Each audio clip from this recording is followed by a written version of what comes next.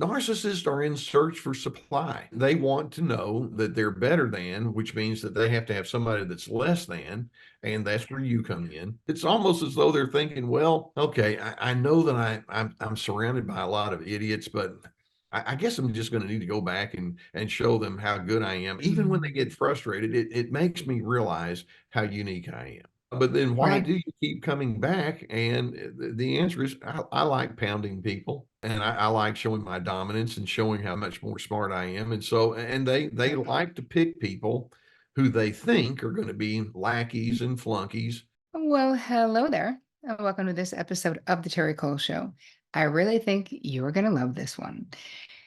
So, I interviewed my new pal, who I was on his show, but he's someone whose work, his name is Dr. Les Carter. I was very familiar with his work before they reached out to me to be on his show, and then he was nice enough to be on my show. He's a retired psychologist, but for over 40 years, he maintained a private practice in the Dallas area. But he is an anger expert and a narcissism expert. So that's really what we focus on in this interview, where we're actually breaking down. He had a video that went viral, almost 4.5 million views on this video that he put up in 2020, about 8 questions that a narcissist can't answer. And it's so illuminating. So, anyway, I hope that you enjoy this interview with Dr. Les Carter as much as I enjoyed interviewing him. I'm super excited to welcome my new pal, Dr. Les Carter, to the Terry Cole Show. Welcome, Dr. Carter. Oh, Terry, I'm so pleased to be with you here, and it's good to chat with you again. Well, it sure is. We had so many questions, and there's so many different ways I wanted to go with talking to you because there's so many questions that people have about narcissism, about anger.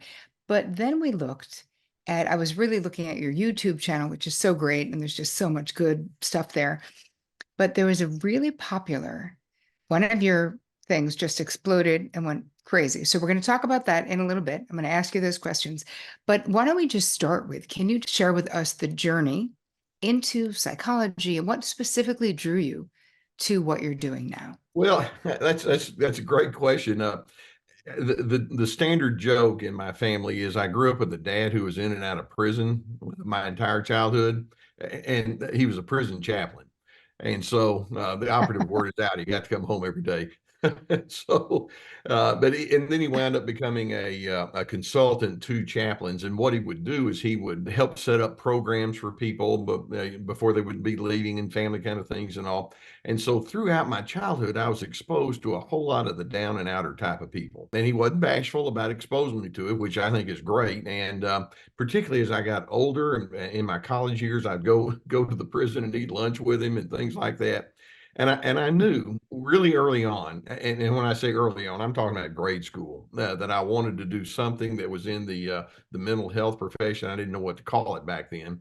And by the time I got to Baylor University, which is where I went to my undergraduate, I realized, okay, that's where I want to go. And then I went straight from there into graduate school up at the University of North Texas. It's a passion for me. What makes people tick, and why do some people do well? Why do some people not? And what's all of that? That's the early history. As an aside, I have a twin brother who's also went into psychology, and Mm. he's more on the forensic side of it. He's kind of followed more in that kind of direction where he does testing with criminals, et cetera. And I went more in the therapy direction. When I was in graduate school, I had a supervisor who did a lot of work in anger management work. And so by the time I finished my doctoral internship with him, he gave me his blessing, gave me all of his materials, and I wound up putting together all these anger workshops when I was a young therapist. And that's kind of how I got my start, and that's how I got my claim to fame. And Mhm. anytime you are talking with people about how to handle conflict and manage that well, then you're going to be talking to a very high percentage of the population. And then over the years, I began realizing, when I talk about angry people, I'm talking about people who are struggling with their craving to be in control. There's a lot of selfishness that's there, and the anger arises out of their sense of fear and insecurity. And Mhm. the more my thinking began to mature, the more I realized I'm talking about narcissism.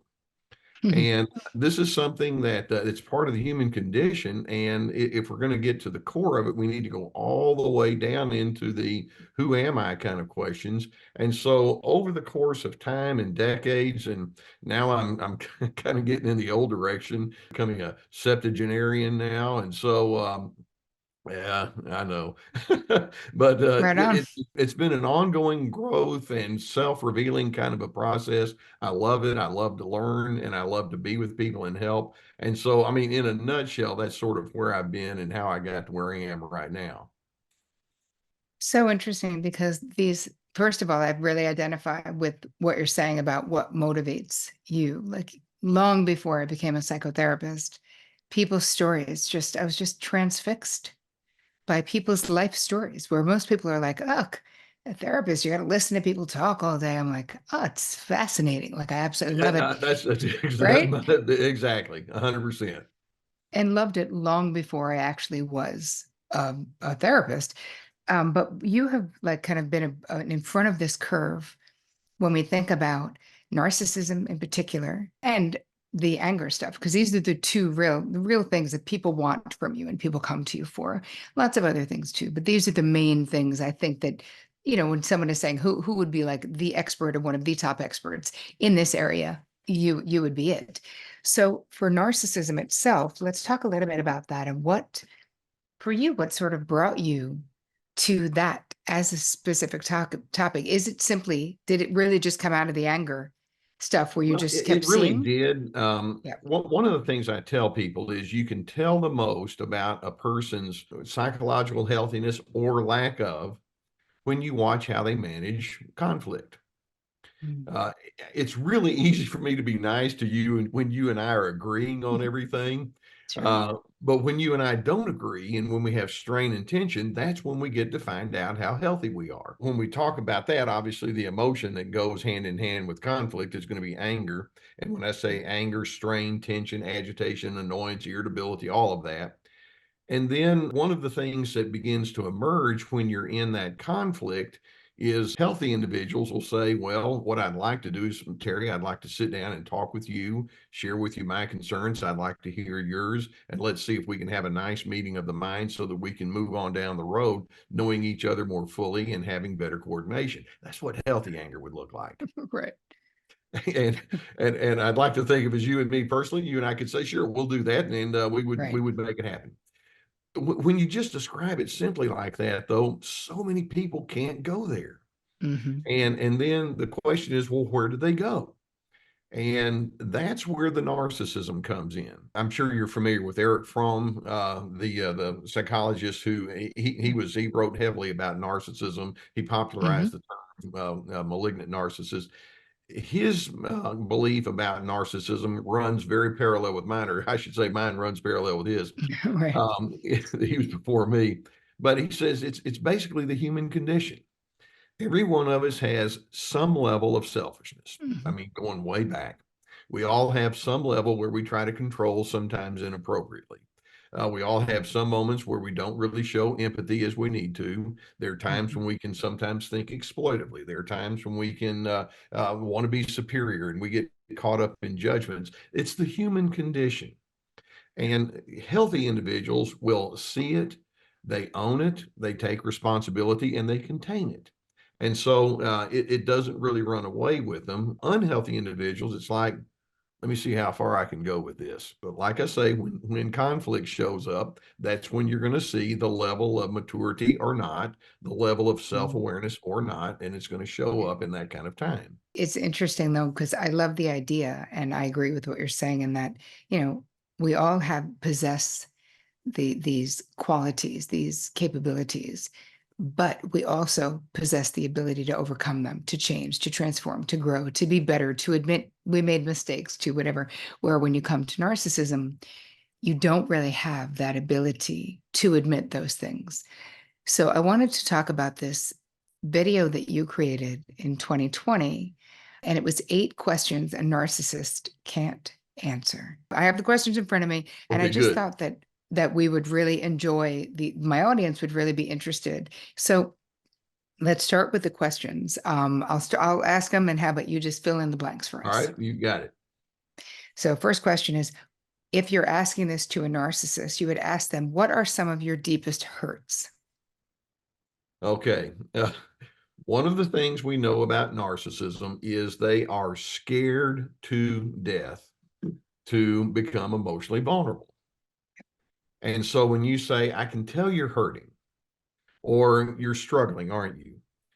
Well, somewhere deep in their past, they came to the conclusion, if I start talking about that, this is not going to end well for me. And so what they'll do is they can go into denial.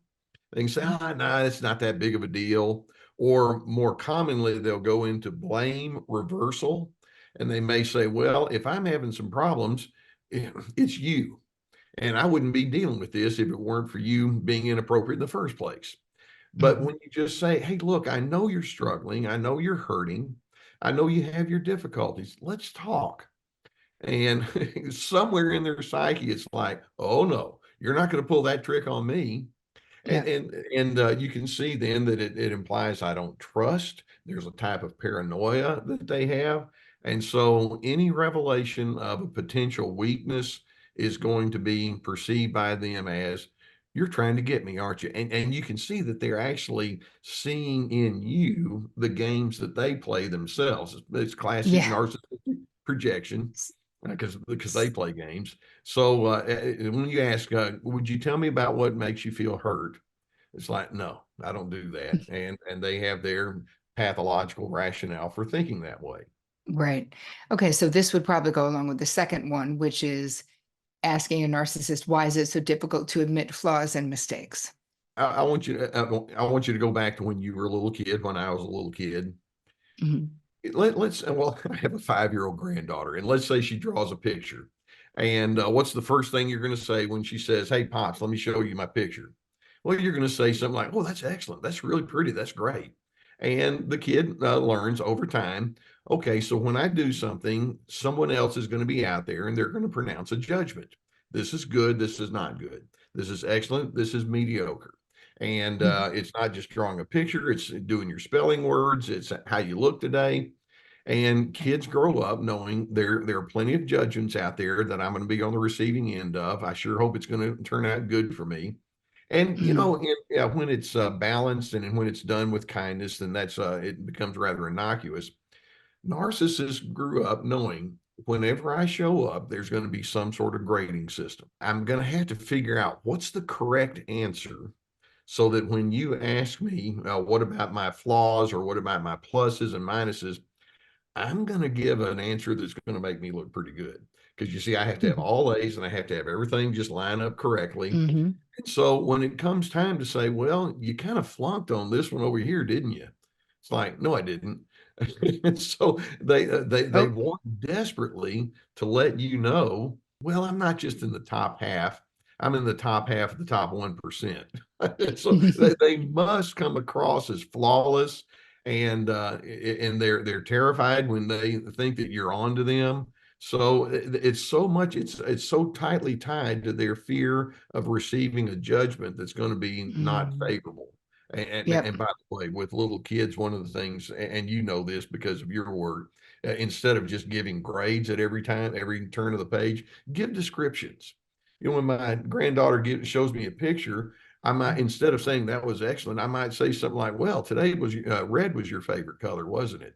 And I can tell that you were really using a lot of that. Or another thing, she may say, hey, I made an A on my math. And I may say something like, I'll bet you when you got your paper back, that made you feel really proud, didn't it? Mhm. So you describe what they feel as opposed to just giving them yet another grade.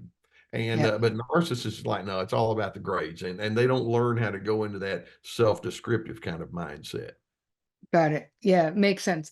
So the third question to ask a narcissist that they can't answer, according to you, is why do you feel it's so important to impress strangers?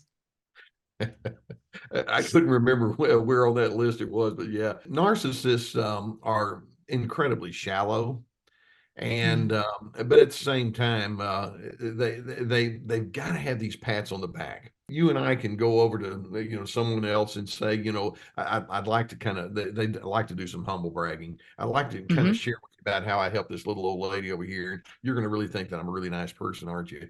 They'll just manufacture whatever means they can to get pats Mm, on the back. People that have been around them for a little bit too long, it's like, nah, I see through your stuff. But it's like, this person doesn't know me. And so right. they may say something like, well, yeah, I really, I'm really fortunate that I have a Jaguar that I get to drive, or I know, Mick Jagger, and he and I are buddies. And so Yep. anything and everything that they can say to make them look like they're a somebody, they're just craving what we call narcissistic supply. They want to be adored. They want to be Yep. admired. They want to be Yeah. seen as top shelf. And Yep. so, yeah, if you show up and you don't know the score, okay, you'll do. I can just fill in all those blanks and make me look really nice. Yeah.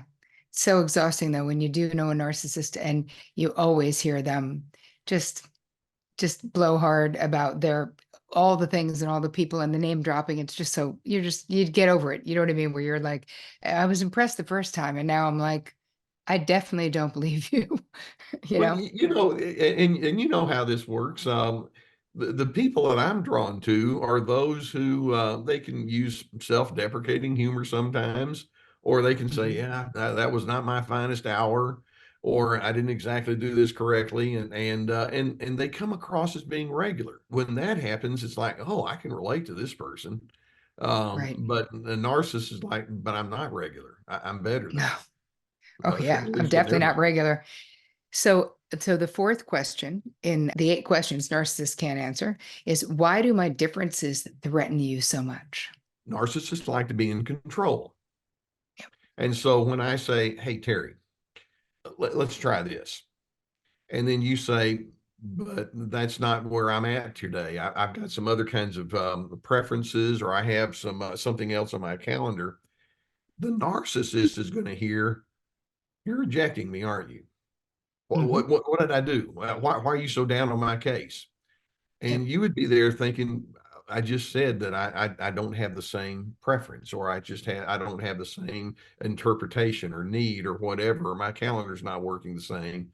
We go back to that paranoia. They Hmm. have such a need to have that acceptance and to be in the favored position that any deviation off of that Yeah. implies you may be thinking some less than wonderful and flattering thoughts about me. I don't do that. And Yep. so your difference is interpreted as rejection.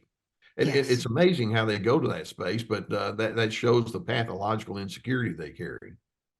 It's so interesting. I would say to my therapy clients, like they're dating someone, and I'm starting to see signs of like love bombing, and like the person they're dating is just accelerating this timeline where like, whoa, like why is it all going so fast? I would say, how do you feel about that? Well, I don't know, it makes me nervous, they'd say. And I'm like, okay, well, this is how we're going to see how they respond and who they might be is you're going to tap the brakes a little bit on something. They're going to make a plan for a dinner on Friday night and you're going to say, "You know what? I actually had Italian for lunch. Do you mind? I'd rather us have Japanese tonight." And you're going to see how they respond because if they lean towards the narcissism, they're going to be pissed that you are not letting them lead, not doing what they say. You're like your preferences is getting in the way of their plan for how it's going to be. And if the person is not that, they're most likely going to go, "Oh, you had Italian for lunch? We don't need to go do Italian. We don't have to do pizza tonight. We could do Can whatever." I give you a perfect illustration along those Yes, lines? please. My wife and I were going out. We were going to go meet some people at a Mexican restaurant down here in Texas. That's what we do. I had a little bit of a headache that day, and so I told my wife as we were driving. I said, I don't think I'm gonna have any alcohol tonight. I'm just gonna stick with water. And so we got to the restaurant, and the husband, who's very self-impressed and all the rest, they were already there, and he sat at the table. He said, "Hey, I ordered you a beer." And I said, "Well, if you don't mind, I think I'm just going to pass on that." And she said, "Well, I've already ordered it." And I said, "Well, good for you that now you have 2 beers that you get to drink instead of one." Because I really don't. I was going to. I have a little bit of a headache, and I'm just kind of in the frame of mind. I don't think I'm going to go there that night or tonight. And you'd have thought that I slapped him in the face and I called his mother ugly and all the rest. And it's like, why is that such a big deal to you? And it's like, because I'm rejecting you, as opposed Mm, to, I have my reasons, and my reasons are legitimate, and I don't have to conform to something that's so small and so simple like that. And that's exactly what you're talking about, isn't it? Yeah, it's so interesting where it's a personal affront. Yeah. You not going along with their plan. Just get hop to it. You need to get in line for what they have planned, and you didn't by having a headache, and that was really really bumming him out. And you're like, dude, this is not about you. You tried to do a nice thing.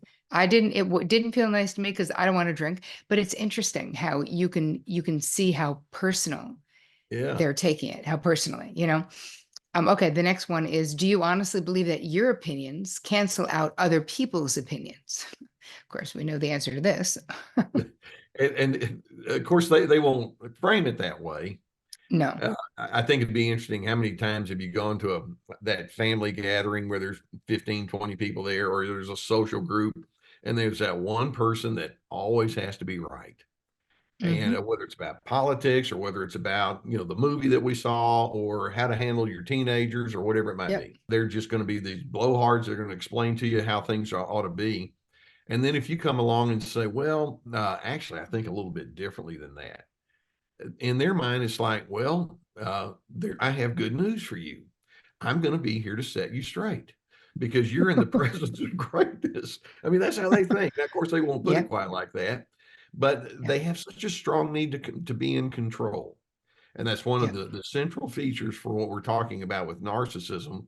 And it's not as though they're just going to control money or schedules and all, which they will, but they actually want to control how you think.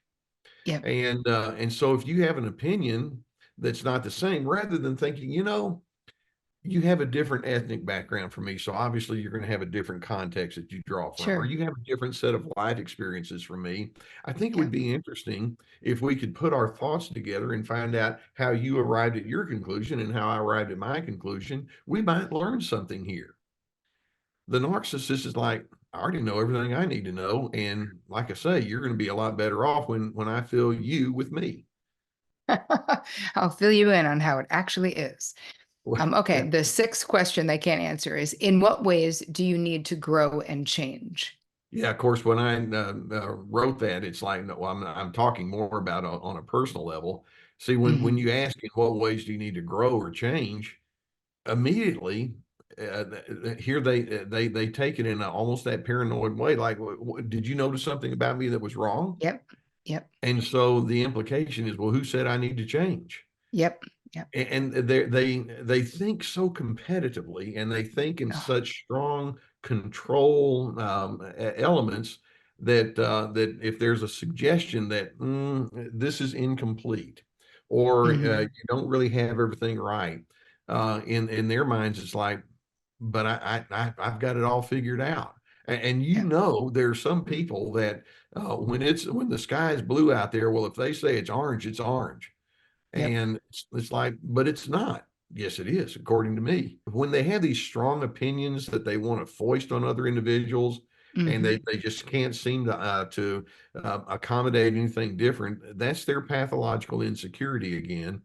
And it's their way of saying, I don't know what to do with diversity. I certainly don't know what to do with complexity. Hmm. That's beyond my pay grade. So why don't we just do this? Black is black, white is white. What I say goes, what you say does not go. End of discussion. And that makes the things a whole lot more simple for me. Right. Right. You're like, just do what I say and we'll all be great. So the Yeah. last two Okay. questions in that video were more about, I think, a narcissist in treatment. So if the seventh one is, if I make you feel so frustrated, why do you come back Yeah. in treatment? Was that in treatment? No, just in relationships in Oh, general. got it. Got it. So yeah, here the narcissist makes it clear you're just driving me crazy, and Yep. yet they'll come back again the next day and they'll ask you about stuff. Narcissists are in search for supply, Right. and they want to know that they're better than, which means that they have to have somebody that's less than, and that's where you come in. And so it's almost as though they're thinking, well, okay, I know that I'm surrounded by a lot of idiots, but I guess I'm just going to need to go back and show them how good I am. And then even when they Mm, get frustrated, it makes me realize how unique I am. I mean, their thinking is so twisted. But then why right. do you keep coming back? And the answer is I like pounding people. Yeah. And I like showing my dominance and showing how much more smart I am. And so, and they Yep. like to pick people who they think are going to be lackeys and flunkies.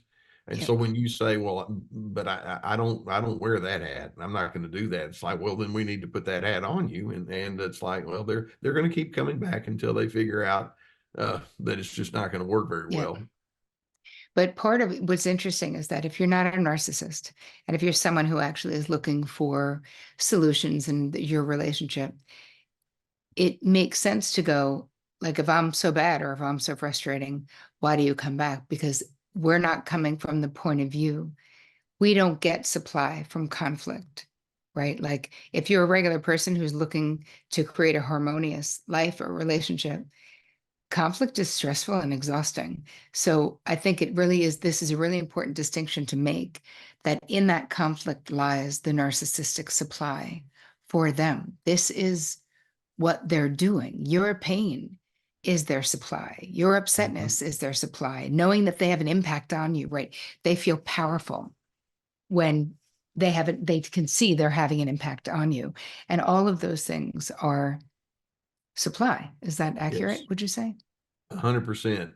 Yeah, Terry, one of the things that I would jokingly sometimes say to people when I was back when I had my practice, I would say, you realize what your biggest problem is when you're dealing with that person, and that is you don't think like a narcissist. And actually, that's a compliment in many ways. Right. But just what you said, I mean, they're looking at you thinking this is a competition. You're looking at them thinking, how might we be able to harmonize? Right. And we're on different wavelengths here. And one of the things that causes me and people like you and some of the others to say, we need to educate people. It's because, well, it's going to be essential for you to know how they think and how they process, so that you're not caught off guard and you don't get suckered into all of the shenanigans that they want to pull you into. Absolutely. All right. The last question is, why do you go silent? So why does a narcissist go silent? Two reasons. One is it's kind of like sometimes they decide, if I do share who I am, I don't think you're going to buy it, and so that it's their way of showing a frustration. Mm, You're not going along with me. Two, though, and this is very common. Silence is punishment as far as they're yeah. concerned. Yeah. It's like, all right, what I'll do is I'll just withdraw the greatest asset you have in this room, which is me. And Yeah. Right. I, Right. I'm going to punish you by not engaging with you. So then if you ask, hey, tell me about what you think or feel, they're just, I don't know. I Mm, don't care. And so it's just their way of saying, you have now fallen into my disfavor. yes, indeed. Okay. So that was super helpful. It gives people who didn't have an idea more of an idea, or things to look out for, as you said.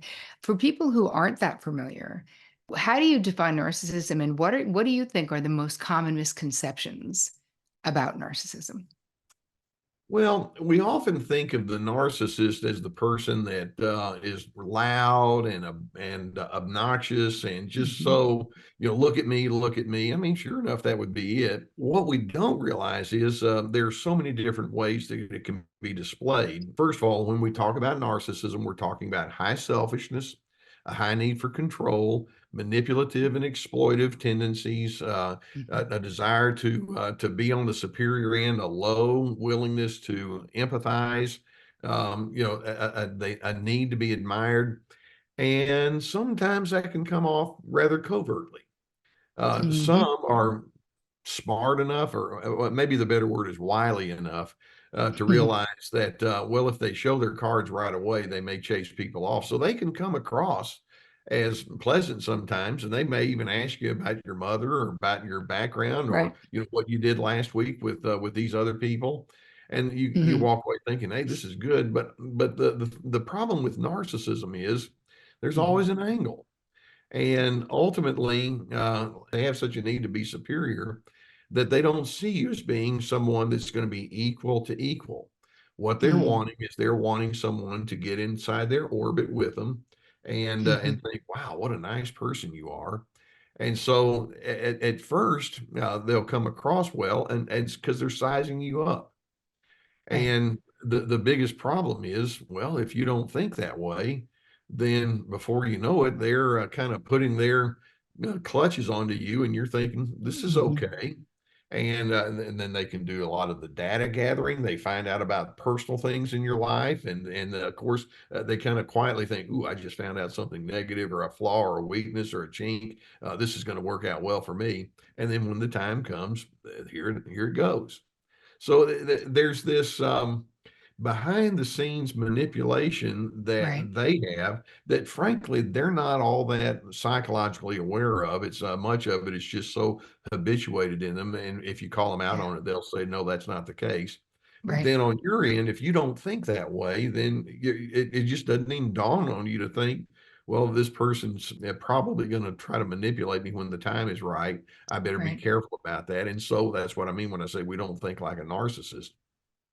Yes, and I think that you pointed out that really the top misconception that I see is that people really think that if it's not like the person who's like, oh, grandiose and big and hogging the proverbial mic, that's not necessarily what it is. And I think the covert narc really can be so tricky because they can even seem insecure. Like there's all these ways that, Oh, especially yeah. with codependence, how we can get so sucked in with someone who feels, they might be socially awkward. There's all these other things that if we're just looking at the most obvious overt narcissism, we would never look at covert narcs and even be able to identify them. And yet they're just as dangerous to your mental health and just as bad to be in a relationship with. Would you agree? Yeah, I wrote a book a few years back called "When Pleasing You Is Killing Me," Mm, and it's the backside of narcissism. It's the backside of being on the receiving end of someone's anger. Many times when you've been in the presence and engaging with that narcissist, you can walk away thinking, I don't really think they care that much about me like they want me to think that I do. Or mm, it may be that it's like I tossed out something that was really exciting that was going on with me, and they just said, "Yeah." Then it reminds them about what they're going on, and they hijack the conversation. Or I sure do get a lot of advice from that person that I didn't ask for, and over time, mhm. a certain kind of discomfort begins to creep in. Right. And I know, Terry, that you're right down the lines with this, with all of your message about boundaries. When you have those thoughts that are in your mind, listen to it because Yes. it's trying to tell you something, and Yeah. listen to what your gut is telling you, because sure enough, over time, you're not going to feel like there's a level playing field here, Right. and ultimately they're expecting more out of you than they're willing to give in reverse. Indeed. Indeed. It really becomes such a painful affair. I have a question for you that I like to ask my guests at the end of the interview. Okay. So, Dr. Les Carter, personally, what has been your most challenging boundary struggle, and how did you overcome it if you have? I grew up with a whole lot of thou shalt and thou shalt not. Hmm. And over time, it's like I got so old, and there are heavy opinions. Actually, my father had some anger issues, and then his father had some anger issues, and then my great grandfather, he was so scary that nobody would let him come around. And so it was as I became an adult, and as it became apparent that I had a much more expansive way of thinking, and there would be people that would be different from me that I would say, "How may I love you?" Or there would be Hmm. opinions that I would have that didn't fit the mold. Then I would hear about it, and Hmm. and particularly as the years would go by, and so there would actually be times when I would sit down with my father and I would say, "Hey, look, I know that you and I are on the same page, but the Hmm. least I could ask you is respect where I'm coming from, because I hope you know that my heart is good." And he would say something like, "Yeah, yeah, yeah, I know. I mean, you're the best in all of this." So the next Hmm. day, back to the drawing board all over again. And, Right. And I don't want to disparage him and make him sound like he was an awful person, but there would just be times when it's like, I'm not getting through. And my wife and I would have Mm, conversations and all. And over time, it's just like, well, I'm just going to go ahead and say this is that radical acceptance rather than being mm, shocked or rather than thinking that it's my job to make recompense or make everything clean and all. yeah. It's just like, well, one of my biggest things is I say, if you're going to live with a narcissist, you have to learn to live with a certain amount of ambiguity, and you have to learn with a certain amount of lack of completion there, and Hmm. you have to draw upon your inner strength as opposed to thinking, well, if I can get the outer stuff right, then I'm going to be okay. And so that's a teaching that I have, but it's a teaching that I have that has been forged through many different experiences on that home front. Yes. And part of what you're talking about is having a certain amount of acceptance for the limitations that the people in our lives have and deciding, does that mean I don't talk about important things, or does that mean if I know we have a difference of opinion, I don't bring it up or I don't talk about it? Like, we have different choices that we can make once we start accepting that the people in our life, especially parents, have their own limitations, as do we. Personally, it was like, I don't want to put guilt trips on him and say, well, do you want to know why I was attracted towards anger management? That's because it's a Carter trait that I don't want to continue to perpetuate. Yep. And I could say, well, you did this and you did that, and actually we had some pretty direct conversations. But then it's like I say, the next day back to the drawing board. And Yep. so it's like, okay, part of boundaries is not getting the other person to understand everything. Yep. Part of boundaries is, despite the fact that we may not understand or agree with each other, I'm going to live inside my well-conceived ideas anyway. Yep. And I'm going to live inside my preferred directives, and let's go from there. If you understand, that would be wonderful. If you don't, I'm still going to be me. And what I like about what you said, though, is that there was a certain amount of just asking for respect, right? So it's like we can agree to disagree and knowing that you have a right to disagree. I want to say thank you so much for coming on the show. It was super fun. Tell our people where they can find you. Well, I'm on YouTube, as you alluded, Surviving Narcissism YouTube channel. We have a website, survivingnarcissism.tv. It's TV because we upload stuff on there. I got my drlescarter.com, but they're all kind of interlinked with each other. And so you'll, Yeah. you'll find me out there. Yeah, YouTube is actually a great place to go and find Dr. Carter because he's got a lot of really just juicy stuff that I know you guys are going to love. But thanks a lot, Dr. Carter, for being here. I really appreciate you. Oh, Terry, thanks for having me. I really appreciate it.